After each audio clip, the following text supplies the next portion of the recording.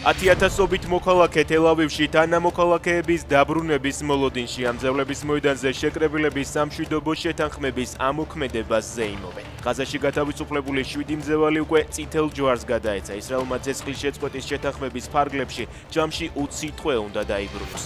თელ-ავივში ჩავიდა ტრამპით სამშვიდობო შეთანხმების მიღწევა სწორედ მისი შუამავლობით მოხდა. ღაზაში ომი დასრულდა, მე კარგად ვაგვარებ ომებს, თქვა ამერიკის პრეზიდენტმა.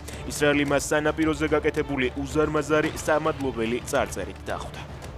ყაზახეთი პედოფილების კასტრაციას იწყებს. კასტრაციის პროცედურა სასჯელის მოხდის ბოლოს გათავისუფლებამდე 6 თვით ადრე, იმ შემთხვევაში ჩატარდება თუ ამას სასამართლო გადაწყვეტს.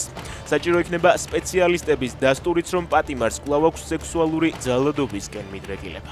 თავდასხმა რუსულ საწარმოებზე გრძელდება. უკრაინელებმა დრონებით ოკუპირებულ ყირიმში, ფეოდოსიაში, ნავთობის საწყობზე, იერიში ისევ მიიტანეს. შენობაში ძლიერი ხანძარი გაჩნდა.